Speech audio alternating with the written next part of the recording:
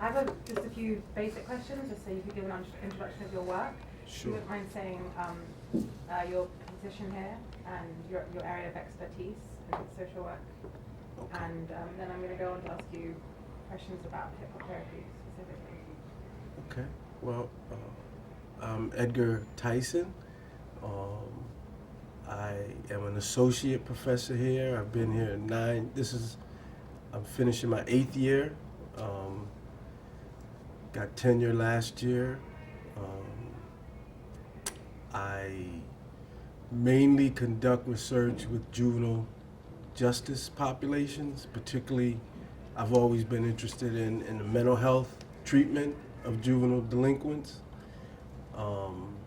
the assessment of their mental health and the treatment of their mental health is my main research area.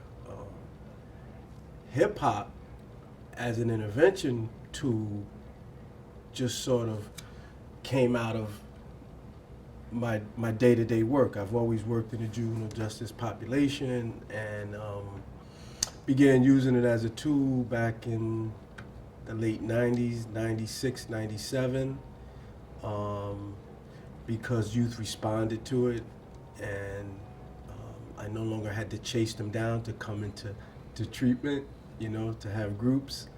They were sort of banging my door down to have groups, which was a nice change of pace. And so I kind of got interested, and I said, well, let me look into this. This thing at least has the potential to be really meaningful and useful in intervention work. And so I started and haven't stopped yet. Could you explain the theory behind it? Why you think it does work so well in intervention with juvenile delinquents? Excellent question. I'm writing a book right now, my first book on hip-hop interventions with youth, and I started writing down a theoretical model because from the very beginning, one of the first things that I was able to demonstrate was that it has what we call it's a culturally sensitive or culturally informed practice, meaning hip-hop is considered youth culture, right? And by using youth culture, it's considered a culturally informed practice. And that's important because most people are embedded in their culture to the point that if you utilize aspects of their culture, they'll be more receptive to you, right? So if, for example, if you have a Hispanic client and although they speak English, if they prefer to speak Spanish and you can speak Spanish, you're going to get further along in the development of that relationship, right? Or let's say you have a Jewish client and you are aware of, let's say, I'll give you a good example.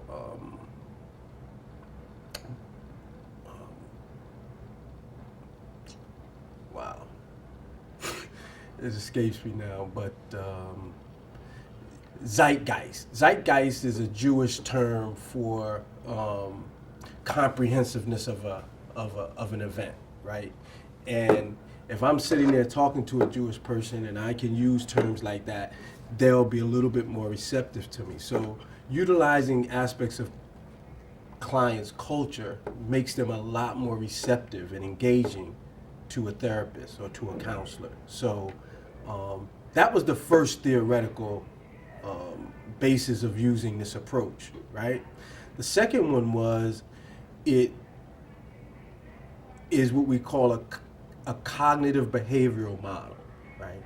I utilize lyrics to get kids to think.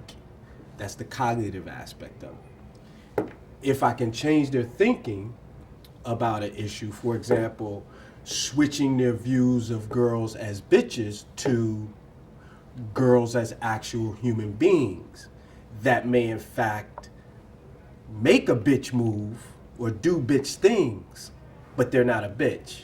we have that conversation and I get them to change their thinking about it, the next time they begin to talk to a girl, maybe they may not use that word, right? So now I'm impacting their behavior. So it's a cognitive behavioral intervention.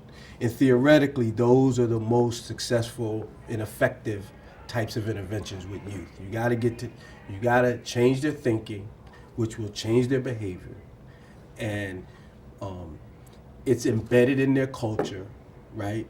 It also is what we call a strengths-based approach, right? What we mean by that is everybody comes to the table with some kind of skill or gift or asset, something that they do good, something that they know very well. That's what we mean by a strength, right? Something that you bring to the table that can strengthen you and strengthen your ability or your potential to be successful in an intervention. Youth have hip hop. That's what they have. It's theirs, right? And so it's a strength-based perspective to utilize hip hop in an intervention, because all I'm doing is utilizing something that the youth already brings to the table. Many youth, I don't have to talk to them about who's the latest hip hop artist. They're gonna tell me, right? So there's a lot about hip hop that youth already know. I'm not the expert, right? It's theirs. And that's a really important theoretical aspect of any intervention, because youth today, they don't like to be told what to do. They like to tell you what they need to do, right? And this gives them that space. It gives them that space to have the autonomy and self-determination that often brings respect.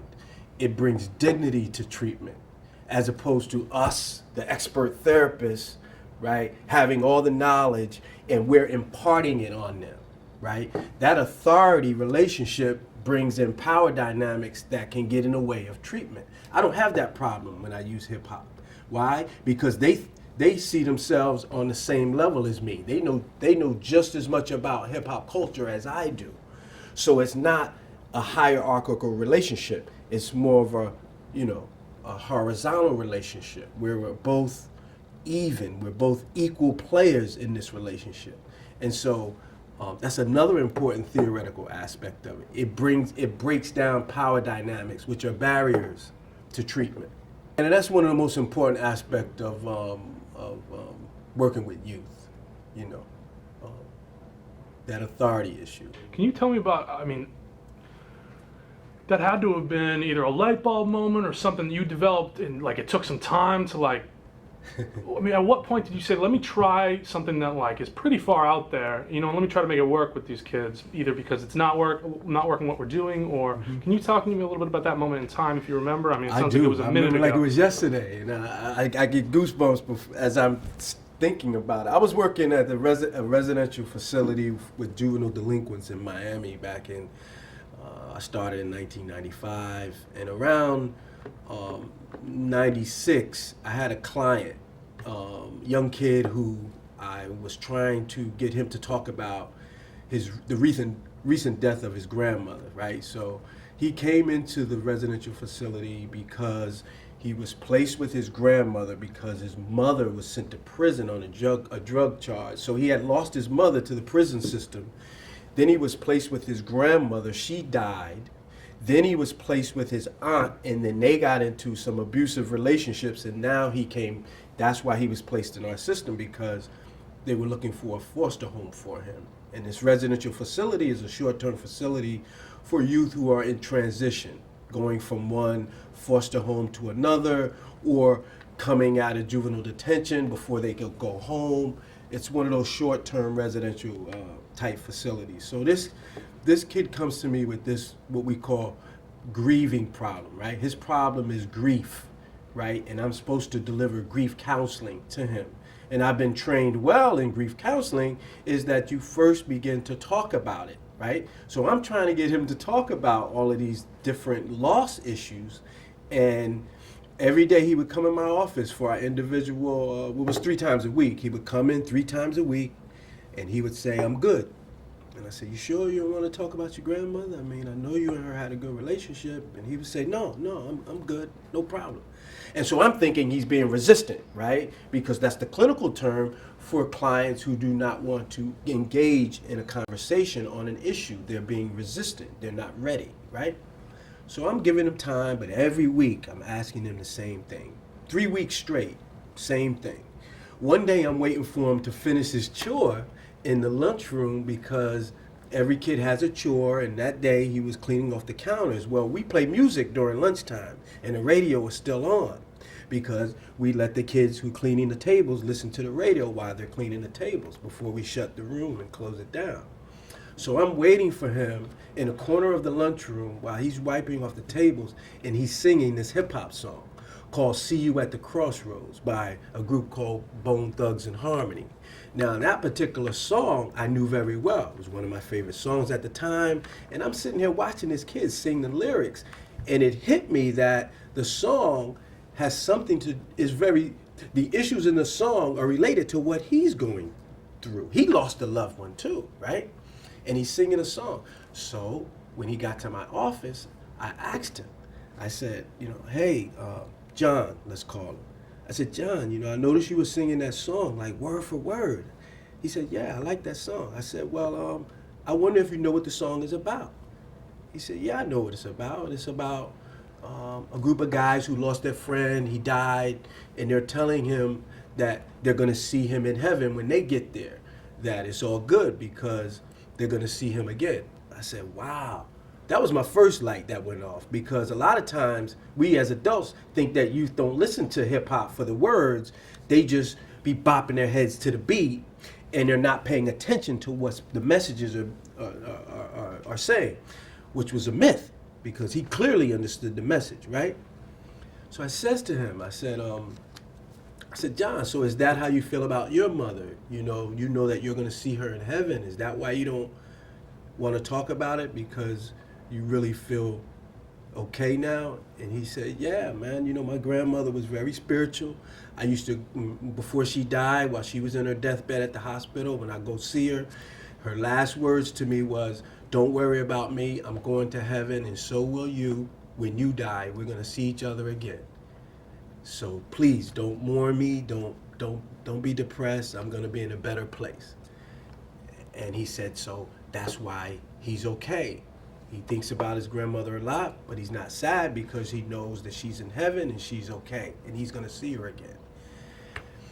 So he says to me, so that's why I kept telling you I'm good. And I finally realized that he really was good. He wasn't being resistant.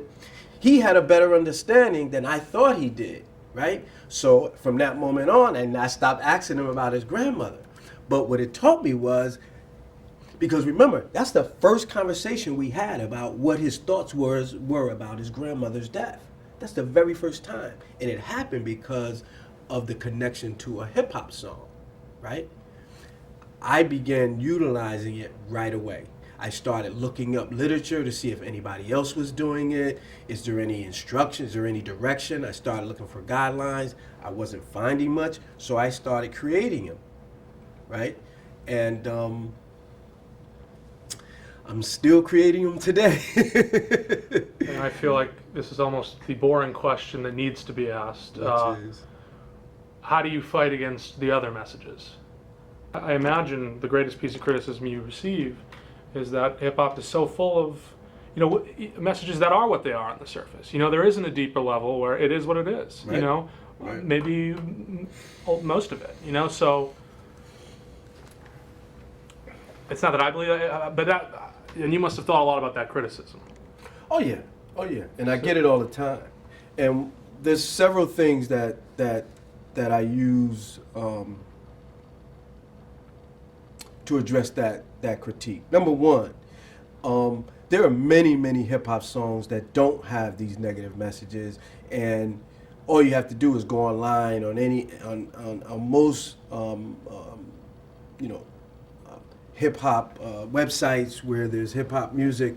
You're gonna have thousands, hundreds of thousands of songs that are true, what we call true hip hop, that they have a deeper message, that they're not just about violence or drugs or sex or money, but they're about relationships, they're about, poverty, or they're about racism, about the police, right? About the relationship that people have with the police in their community, right? So I don't utilize those types of songs that have what most people would agree, and myself included, are pretty negative messages. Pretty repetitive, sort of redundant, really, really simple, nothing really complex, right? Nothing really sort of thought-provoking. It's just evoking emotion in one, right? That's what a lot of the hip hop does today. It just evokes emotion. It doesn't evoke thought, critical thinking. What it does is it sparks your arousal, your emotional side of yourself, right? That's what a lot of the music does. I don't use those what we call mainstream, artists. I don't use them unless an artist, and many of them are in this particular category, have multiple types of songs, right? So there are some artists that we would think are, let's say, a gangster rapper, but you may be able to find very, very interesting and useful songs on a particular album of, let's say, a gangster rapper that doesn't have, negative imagery and violence and so forth. They have very useful messages in there that you can engage in a conversation with the youth. So that's number one. Number two, one of the things that I think is really important, and I say this to people all the time when I talk about using hip hop and interventions, it's not about the song, it's how the song is used, right? So I could take a negative song and have a conversation about what not to do or why that isn't appropriate, right? Why that could lead you into some problems. If you're thinking, right? I'll go back to all women are bitches. If you're thinking like that, that's going to cause you some problems in your relationships with girls, and in relationship with older women in your life, even your own mother or your own sister. So you can have a negative song, but you utilize it to evoke a positive sort of message. You sort of flip the negative message to a positive message.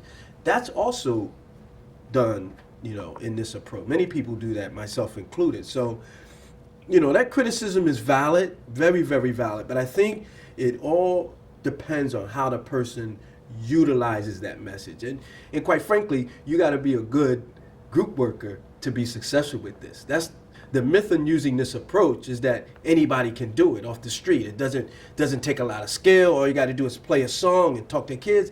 No. You still need the same clinical skills that you would need to engage a youth in any other type of intervention, cognitive behavioral or solution focused. You still need to be a skilled clinician, right? And so those skills will allow you to reconstruct a message that's negative into a positive message. There's a danger in that, as I said, if you're not a good clinician. You're going to get tripped up, and you could end up having kids, ego trip, right? And they're just talking about how bad they are because they just like the guy on the song that's saying that they're bad, doing some negative stuff. So if you're not good at directing a group, then you may not want to use those kind of lyrics. You may want to stick to the safer lyrics, that have these positive messages. So, that's my response to that. And finally, let me say this. When I first started working in this area, do you know all I would see is articles in journals about the negative aspects of rap and hip hop? I could not find not one positive article about hip hop. And so I said to myself, wow, I could start writing some of these positive articles to hip hop to balance the literature, because the literature is so skewed in the other direction, and you would think that all hip hop and rap is negative if you look at the literature, right? And so I made a promise to myself that I was not going to be a researcher who was interested in finding out the negative aspects of rap. I was going to do the opposite, because there's enough people out there already, researching the negative aspects of hip hop. Trust me, that stuff is getting addressed in the literature very well. They don't need me to look at that. I'm looking in a different direction. I'd say that's a hell of an answer. Yeah, that was good. Good shit. Anything else? How do you know it's working outside your therapy sessions? Do you know? Are there ways to test it? And that's one of the things that I've been working, that's the very thing that I've been working on over the past 10 years, really, because I learned very early on when I was getting my Ph.D.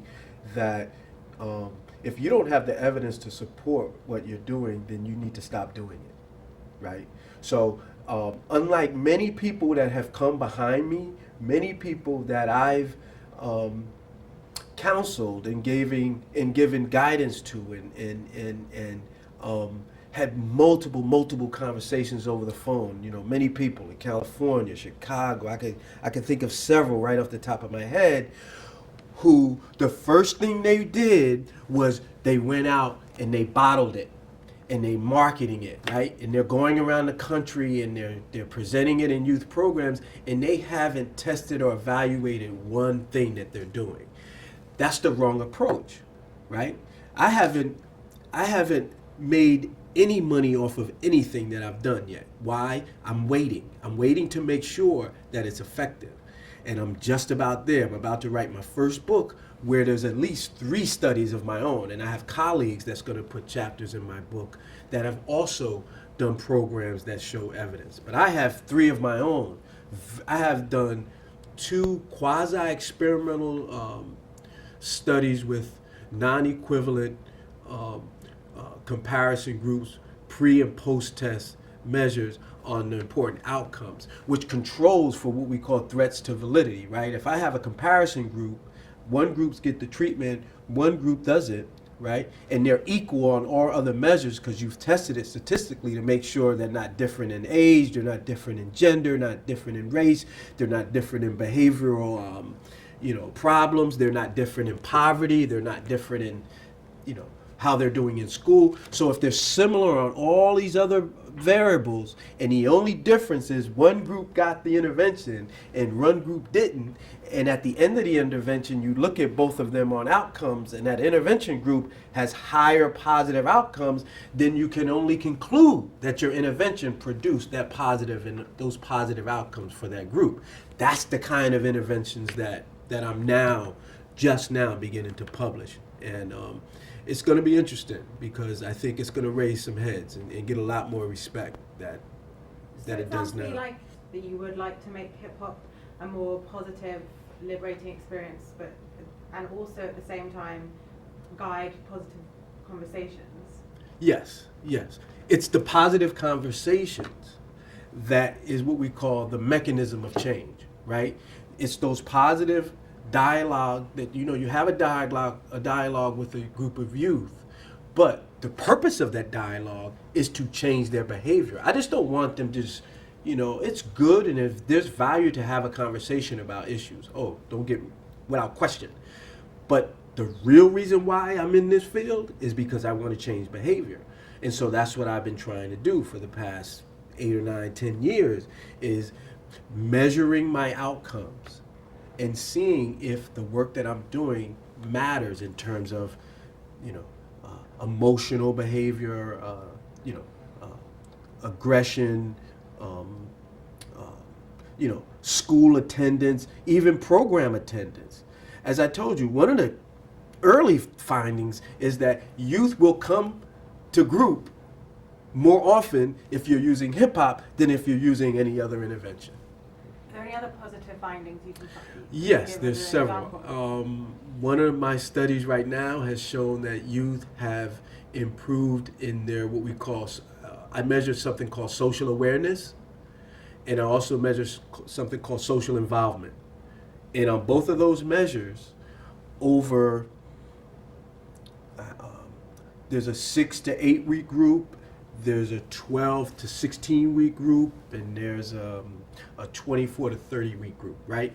So it seems as though the more of the intervention the kids got, right? Let's say the 24 to 30 weeks versus those kids who just got 6 to 12 weeks. Blows them out of the water. They're much higher on their social awareness and social involvement, right? I was able to raise, it's called an effect size. I was able to raise the level of social awareness and social involvement in youth who had more of the intervention than youth who had less of the intervention. And it's true too, those who didn't get the intervention, we blew them out the water too, in terms of social awareness and social involvement. Another outcome, a really, really important outcome, is risky sexual behavior, right? I was able to measure, how many times you've been in multiple relationships at one time, right? That's a very risky sexual behavior. Having sex without condom, without protections, very risky sexual behavior. We've been able to change that in youth as well. Not dramatically, but statistically significant. There's been a slight improvement in their risky sexual behavior because in 6 to 8 of those groups, let's say of the kids who got the 24 weeks, right? 6 to 8 of those weeks, all we did was talk about risky sexual behavior. That's all we did. And we broke it down in terms of why you want to be careful in terms of, having multiple partners or having unprotected sex. And the more you talk about kids about those kinds of issues, the more they retain. So you begin to change, as I said, their thinking, which in fact changes their behavior. So there's many, many important outcomes that are just now beginning to, we're just now beginning to find evidence for. I really think this book is going to be really powerful, in addition to some other articles that I'm putting out. But the book is going to be really, really powerful in terms of evidence. Could you talk about the manual that you were describing and why you think that would have a positive effect on practitioners? And what you see that remedying? Where you see, why do you see a need for a manual? Okay, in intervention research, manuals are needed to ensure what we call treatment fidelity or integrity, right? One of the things you want to ensure in any intervention is that every counselor who's using this intervention is using it in the same way, or else you don't know what you're measuring, right? You don't know it's a counselor effect, right? If one counselor is coming in and, they're not listening to music, they're just playing rap videos, but that's not in the manual, then I don't know what caused the effect. So a manual ensures treatment fidelity, integrity. It makes sure that when people are using this method, they're using it in the way that it's intended to, right? That's a very, very important aspect of treatment research, because if you don't use a method the way it intended, then you don't, even if you get positive outcomes, you can't say it was your treatment, because some people played 3 songs and called it a day. Other people played 6 songs and called it a day. If that's the case, then you're really unclear about what's causing the effect. And so a manual, it addresses all of those concerns. It makes sure that everyone who's using this approach is using it in the way that it's intended. They're very, very important in intervention research. Can you talk to me a little bit about your fear as this does spread, where you see it going wrong? I mean, how you've seen it go wrong? Yeah, like I said, I think if you have a, yeah. About not having a talented counselor was a really good one. Well, the thing that I think we really need to be careful, and that is making the assumption that because it's the use of a music medium, that it's not a sophisticated and complex and very intentional activity. You can't go into it willy-nilly. A lot of people are just going in thinking that they could just throw on a rap song and have a conversation with a kid, and that that's it. That's their goal, is to just discuss lyrics in a song.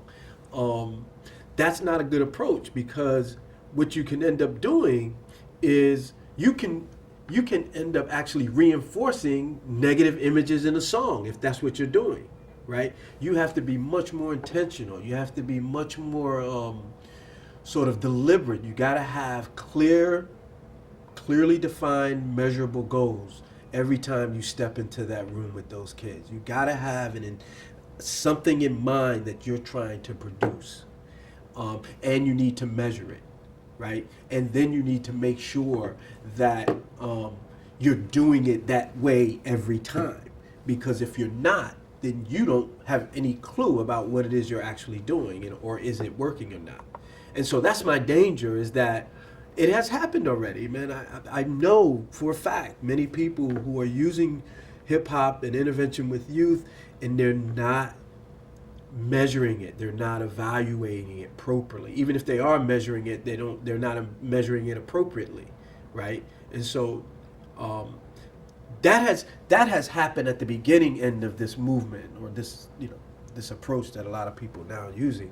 Right now, a lot more people are like doing what I'm doing. There's a lot more people who are writing, even qualitative studies. That's good. That's research. I mean, any information about how you're doing is better than no information at all, right? And so qualitative research is still very valuable, right? Because this is a new approach.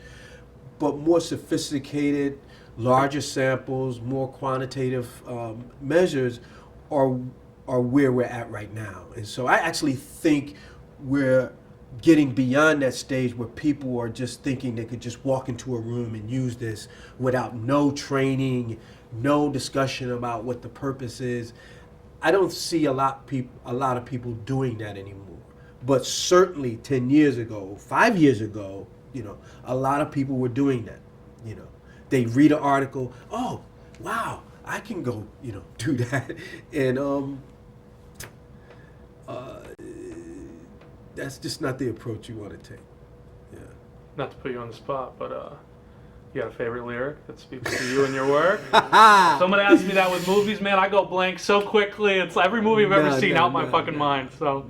No, I love anything that Nas has written. I love anything that Tupac. One of my favorite lyrics is "Only God Can Judge Me," because I think one of the problems that a lot of young youth have is that they're constantly being critiqued, and you did this, or you're bad, or you're no good, right? So this constant judging is something that I'm always mindful of, in trying to do the opposite, and making sure that they know that I'm not judging them. And so in terms of my work, that's my motto, is that only God can judge me. I got a lot of other ones. One of my favorite hip hop songs is "Where You Going," right? And it's all about sitting down, planning out your future, as opposed to living one day at a time. You gotta plan your future. You have to know. A friend of mine once said a long time ago, in order to know where you're going, you gotta know where you've been, and you definitely need to know where you currently are at, or else you can't get to where you need to go, right? And so that's one of the. There's a hip hop song that says "Where You're Going," and that's one of my favorite conversations with you, because it's about goal setting, right? It's about planning. It's about thinking ahead. If you're trying to achieve something, it's interesting. I talked to a young kid, and he wants to be a lawyer, but he doesn't want to go to high school. He thinks he's going to go straight to law school, right? So not having no clear understanding about how you get from A to B is real problematic. And so I like to talk to youth about, setting their goals, and that "Where You're Going" is one of my favorites. I got a dozen of them, man. I mean, I could talk about hip hop songs. I was just listening to "How We Got Over" by The Roots. That's that album Undone. Oh man. Is that on? No, How I Got Over is the album. How I Got Over is the album. It's the And Undone, the one after it, both powerful, right? so powerful, man. I mean, there's so many songs, man. Another one of my favorite by Tupac is something called Ghetto Gospel, right? Because a lot of these young folks come from a very religious background, and even in the negative mainstream hip hop, you always see some aspect of spirituality, not necessarily religion, but spirituality, right?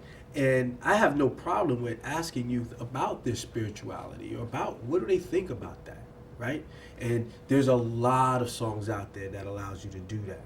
To ways that's one of the things that we measured in the recent study is the spiritual awareness and spiritual action, right? And what I mean by spiritual action is just having high integrity and value system, doing the right thing. That's what I mean by, I'm not necessarily talking about religion, I'm talking about just being a good human being, right? Those kinds of lyrics are real helpful to impact youth in that way. Very, very helpful. So, Are there any modern artists you think are doing it right? I like J. Cole. I really do. I think he has some really, really good messages. I like, let's see.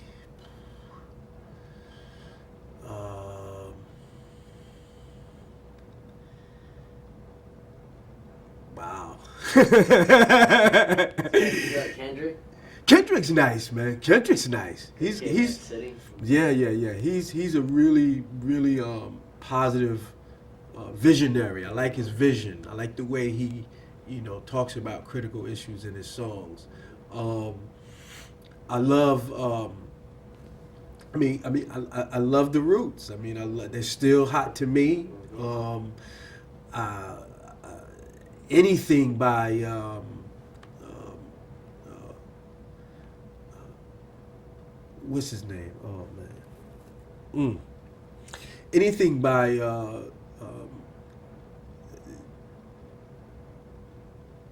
Give us a hint. Most Def? Most Def. Was that really it? Yeah, Most Def. Most Def is one of those guys that I think He's changed his name so much, you can't keep track of it. But he to me is symbolic of old school hip hop, man. And anybody like that, I really admire. Talib. I still like, believe it or not, I still like a lot of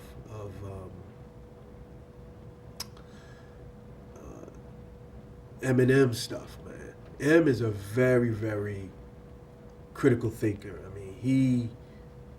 His lyrics, have thoughts behind it, man. It makes you think about a lot of things, and certainly a lot of feeling, but it's a lot of thinking going on, and so I oftentimes use a lot of M stuff in my work.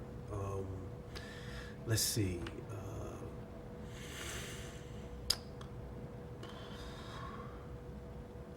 Ace Hood down in the South is real nice. He's got some really, really nice, music.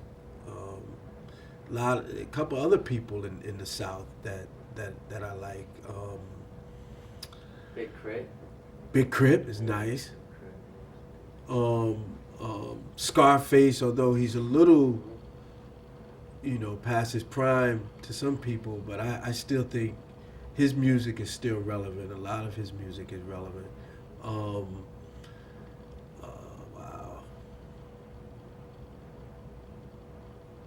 Ludacris has some really nice, interesting. His album, where, and I sometimes play it for girls. Oh man, what's the name of that song? About the little girl who was in foster care. Oh man, that's a powerful piece, man. He had a video for it too. Yeah. He got an award for that song. Wow, I was just thinking about a whole bunch of people just now as I was talking about Ludacris.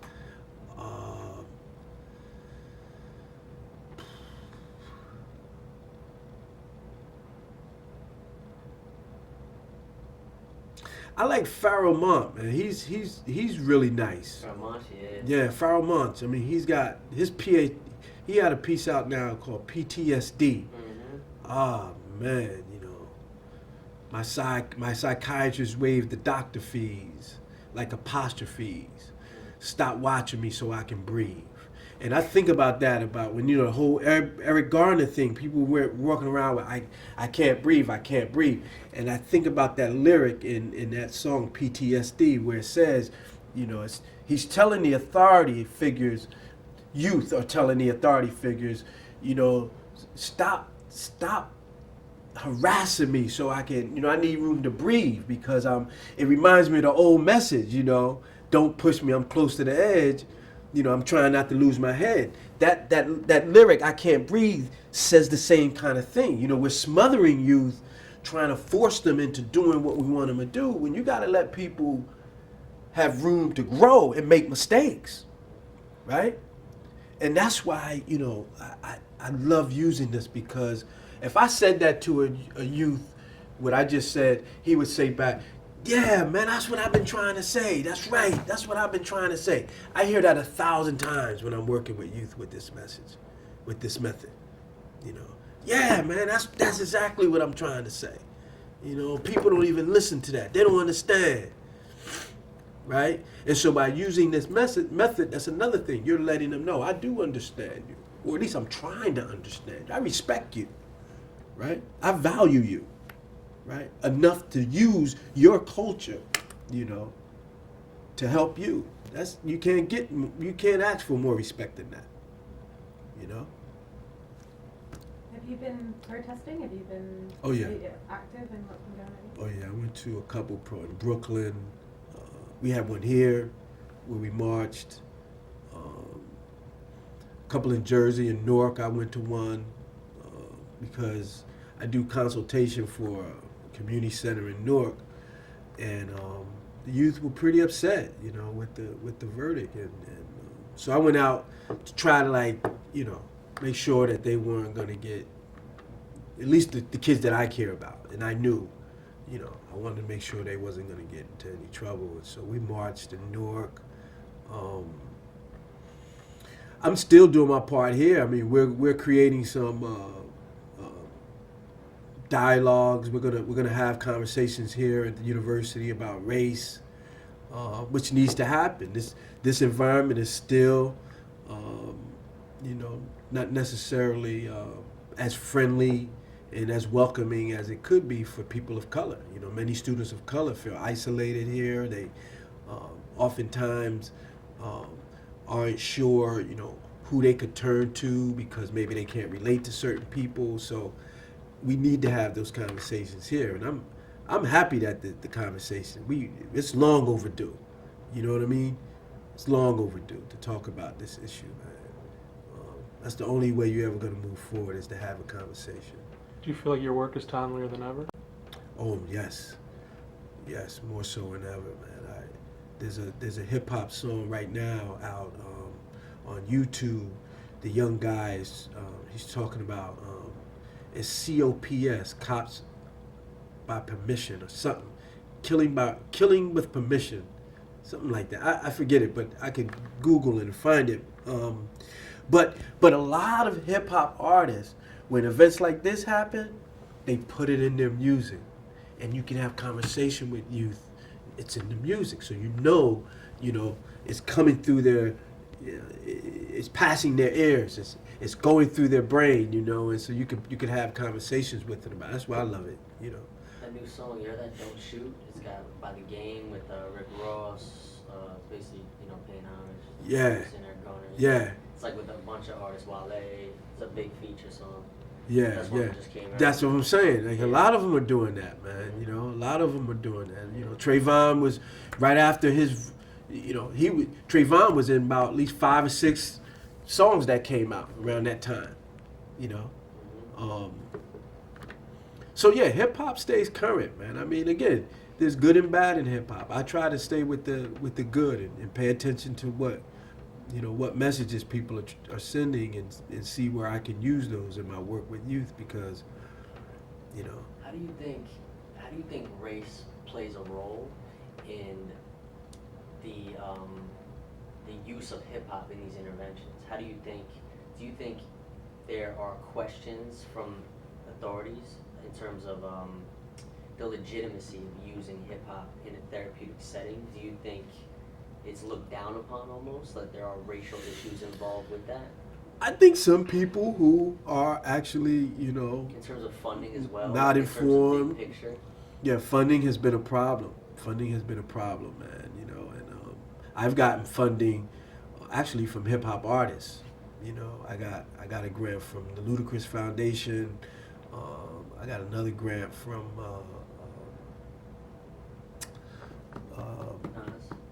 not Nas.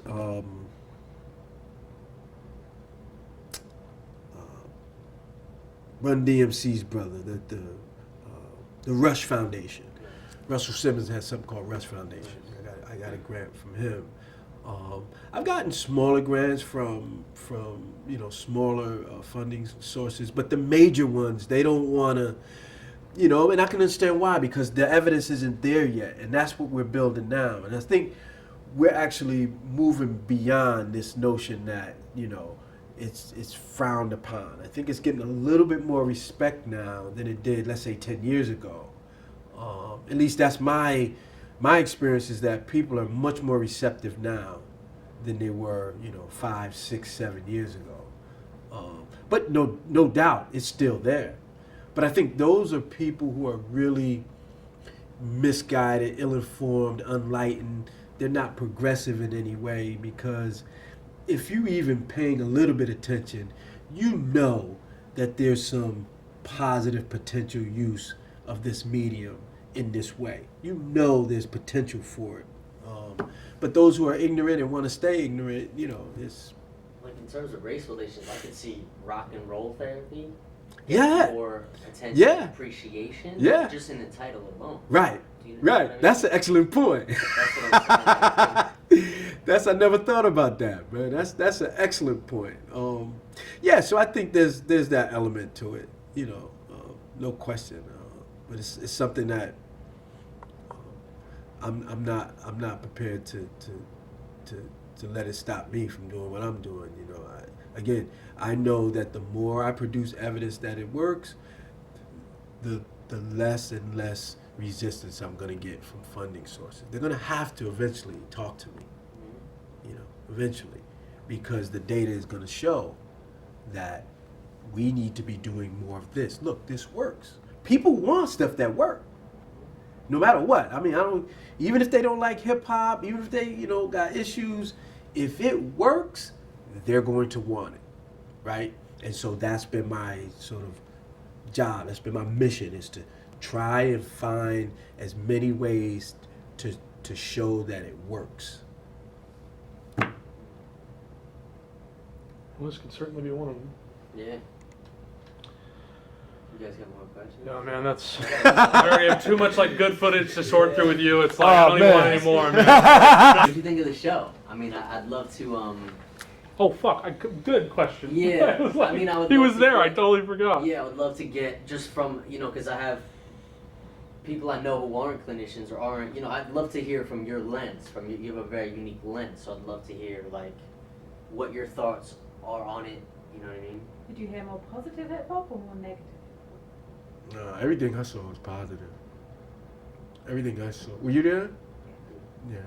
Let me say this to you. All right. I'm getting a little emotional, man, because from my perspective,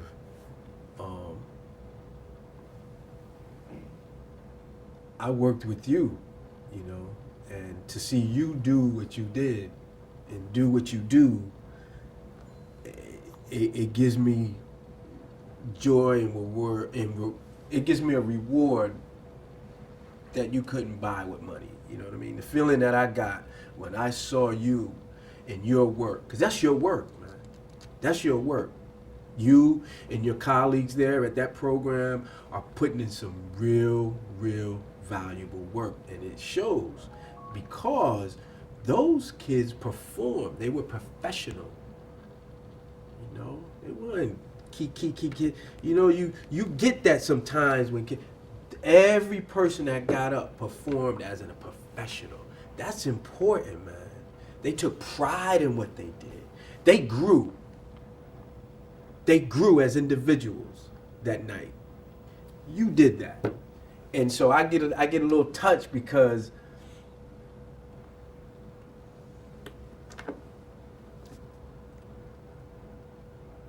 I was all alone at one point. I felt that way, you know. There were maybe 3, 4 other people around the country back in the late 90s doing this, you know. And now to have you and you're using something in a high school setting and you're being accepted. That was unheard of 10 years ago. Get out of here. You want to play rap music with these guys? You crazy? Get out of here. You know?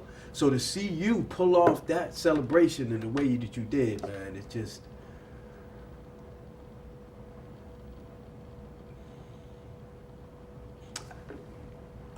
I felt I contributed a little bit, you know? Because I've encouraged you to go forward to do what you do. And so... That's why I'm in the field, man. It's so hard to see the results of your work, man. It's hard in this business. It's hard because people, you know, they don't show you that all the time. I went to that celebration. I saw the results of my work with you, and so I'm proud of you, man. Thank you. I'm really, really proud of you. Because kids need that shit. You know what I'm saying? Mm-hmm. They need that, man. Nah, I mean, I really appreciate that, man. Yeah, It's a lot. yeah. Because, you know, like I've said to them, like, you've been my mentor, you know what I mean? Definitely taught me a lot. And that feeling of aloneness you were talking about, and, you know, coming to this school, when I was coming here, I didn't really want to be here. You know what I mean? And you know, there were times I almost dropped out. Yeah, there were times yeah. I was like, I want to do hip hop. I don't want all this. And just Googling hip hop therapy on a whim, the first article I read, founder of hip hop therapy, coined the term hip hop therapy. Dr. Edgar Tyson works at Fordham University, the one school that I applied to in the world. That's crazy. The ones, and you're there. The one school I applied to and got accepted to. Wow. And you're there. That's when I sent you that email. I wrote him a fucking novel. I said, we gotta meet, man. Please meet me. Like, and he was like so humble about it. And just flattered and then that's where the discussion began because I didn't know this existed. You know what I mean? In the same way, I'm following in your footsteps. If I had not come across your research and you had not paved that way, I would not be doing what I'm doing. That's facts, man. That's facts. Like, I've always known hip-hop had that potential, but it's one thing to just go out on a limb and do it like you did it and just hope people are going to pick it up because you don't really know. And the tides could turn. You might not be able to actually use it, and you're going to go on your merry way. But to be able to see this, wow, this is something that's getting recognition, is established. There's a term, hip-hop therapy. That, for me, was all I needed. That was my go-ahead. And from day one I was in this building, I said, I'm doing hip-hop therapy. Everybody would kind of scoff at me, all the kids like, laugh. I didn't give a fuck. I knew exactly what I was here for. You did your thing. That was like, I had a purpose now to be here. Because before I was going to get into, you know, substance abuse counseling, maybe get my KSAC, but I didn't really want to, do all that just because, like, I've seen enough of that, man. It's like...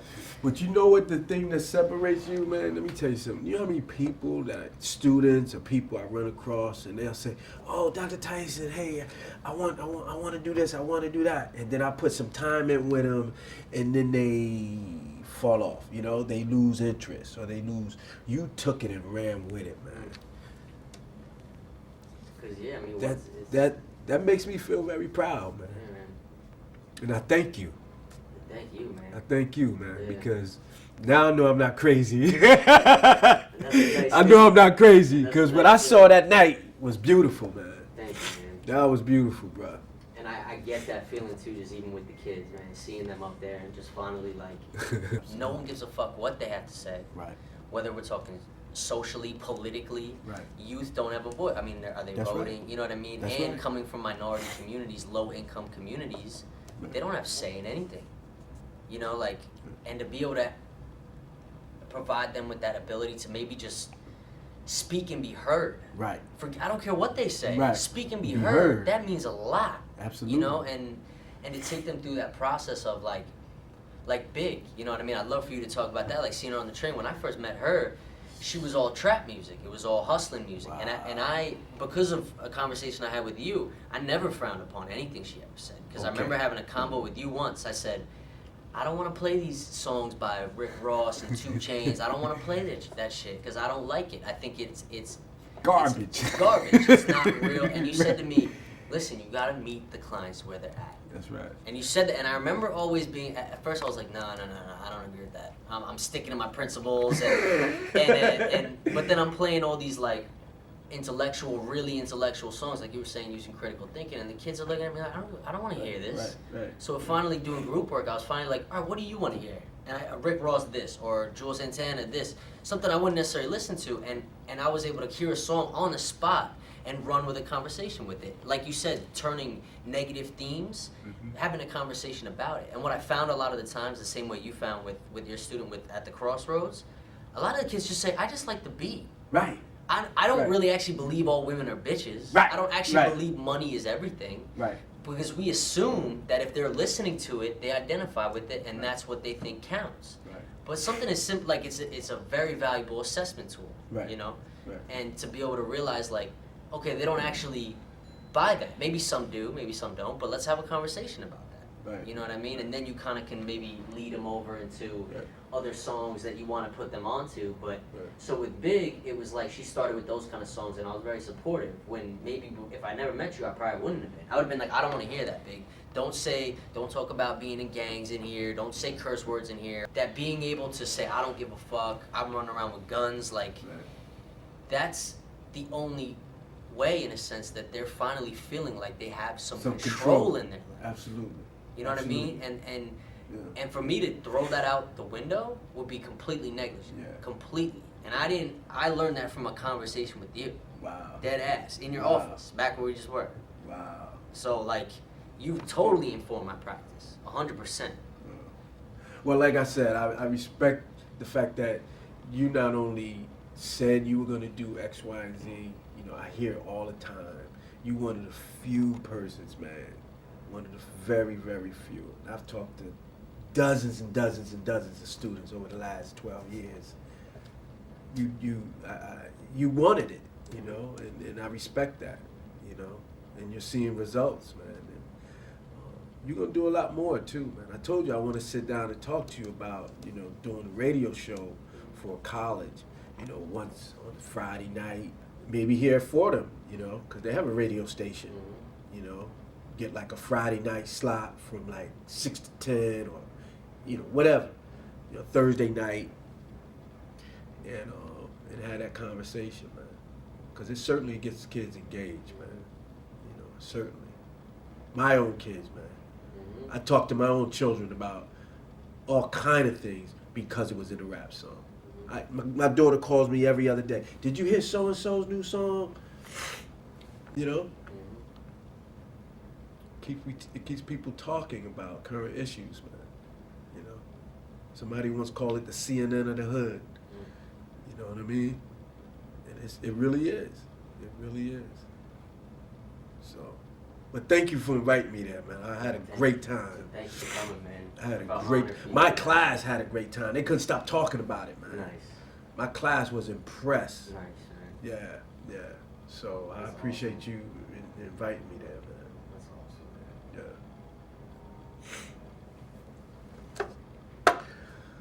Well, we good? Yeah, Be man, proud. for real. You know what I'm saying? For real, man. I appreciate You make everything me, you've done. you motivate me to do more. You know what I'm saying? Really. Vice really. versa, man. I look at you and I say, okay, damn, maybe it ain't as crazy as but people make me want to think it is. You know, because what I saw wasn't crazy. What I saw was progress, and I saw a lot of love on that stage, man. Them kids know that y'all care about them, man. You know, that's clear. That's real clear, man. Who was the lady that was running around hyping up there? Who was that? Was Royce the English teacher? The one who had produced the show with. Oh yeah. She did a little cipher. Yeah. Miss Royce. Yeah, she's the English. I want to teacher. meet her, man. She's awesome, man. We interviewed her today. She was the backbone of She's the got a show. bit teary, so don't worry Yeah, about man. anyone. Oh, okay. She would love to meet you too, man. I would love to She's- meet yeah. her, man. I was like, oh, I like her, man. Yeah, she she's was cool as hell. She's cool as hell, man. Yeah. And she has more the theatrical side, Oh, you know. okay. So Okay. she like choreographed them with the girls singing and stuff. Nice. So invaluable. Y'all did an Absolutely. awesome job. How Thank long you, did man. y'all work on that, man? All we had was a month. That was awesome, Dude, all we had was a man. month because he died in the end of September, and you know there was a little break, and we basically were just like, his birthday month's December. Uh-huh. Let's do this right away. Let's do it. You know. Man, that was awesome, man. And seeing Big on the train, you know, I mentioned to her. Yeah, I yeah. mentioned to her- Did she tell you? Yeah, I mentioned to her, hey, did an older gentleman come up to you and say, good job? She's like, yeah. I was like, that's the dude who started this shit, right? And she was like, what? Yeah, What? yeah. Totally flipped. It was Yeah. awesome, man. It was Yeah. awesome. You I know was like, why? I'm gonna tell you why I gravitated towards her. Mhm. Because I can see it in Mhm. her. Mhm. What was there? I can Mhm. see that. Mhm. You know what I mean?